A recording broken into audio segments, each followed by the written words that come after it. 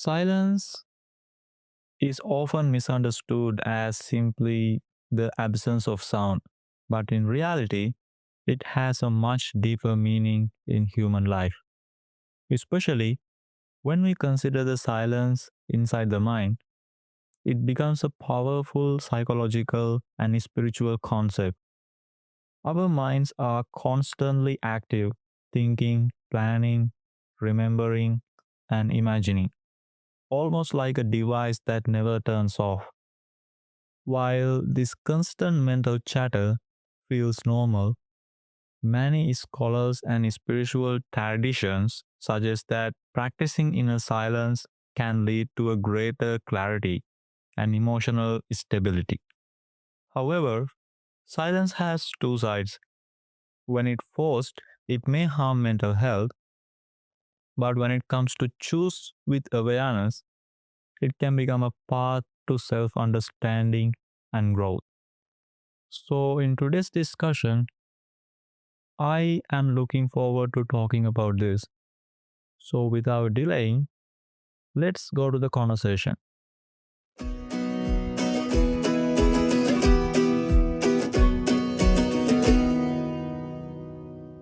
Hi, I think silence is some kind of a very different aspect in human lives because the research found out that being in silence sometimes make you insane as well, and that is why sometimes the people who go to jail are ended up being some kind of unstable with their mentality level, and the people who experience this deep silence sometimes ended up having some kind of mental trauma as well.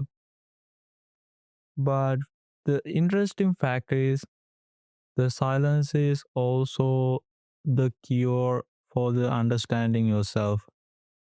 That is why we see sometimes people who being silenced like monks who searching for the meaning of their life and yogis who isolated themselves from the rest of the people and being silent in most part of their days and seeking for the wisdom. And even sometimes the people who go to jail become realize about what they have done and change themselves according to the what they want to be. So this is a really interesting fact that how the silence in our life play these both sides, the bad way and the good way, right? That's a very thoughtful reflection. I like how you are looking at both sides of silence. Corrected version. I think silence is a very unique aspect of human life. Research has found that being in silence for a long time can sometimes affect mental stability. That is why some people who experience solitary confinement in prison may become mentally unstable. People who go through deep and forced silence can even experience trauma. However, the interesting fact is that silence can also help us understand ourselves. That is why we see monks who choose silence while searching for meaning in life, and yogis who isolate themselves and remain silent for wisdom. Even some prisoners realize their mistake during isolation and change themselves. So it is really interesting how silence can play both a negative and a positive role in our lives. Feedback. Research found out, research has found, more natural pen, makes you insane, affect mental stability, more appropriate word choice. Long sentences, try breaking them into shorter, clearer sentences. Being silent and choosing silence are different. That difference is important.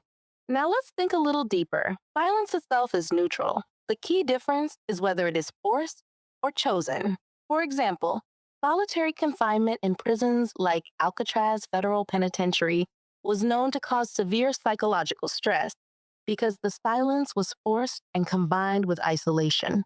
In contrast, Monks in places like Shaolin Temple practice voluntary silence as part of discipline and awareness. Do you see the difference? Forced silence plus loneliness, lack of meaning, can damage the mind. Chosen silence, purpose, inner guidance can strengthen the mind. Now I want to gently ask you something. When you think about silence, are you talking about external silence around you or the silence inside your mind? Actually, in here, I am referring to the silence inside the mind because most of the time, I think it is common for all of us. We always talking inside our mind, chattering and you know talking about certain things and how certain things will go.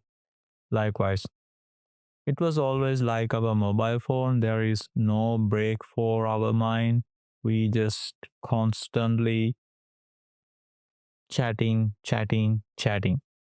So that is the one aspect of the mind. And it is actually common for me as well.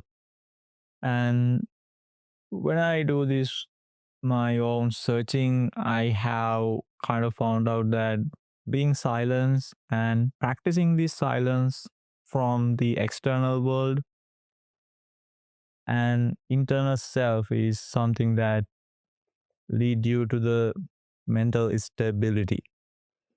So I think sometimes practicing the mental silence is a little bit hard for us because we constantly exposed to these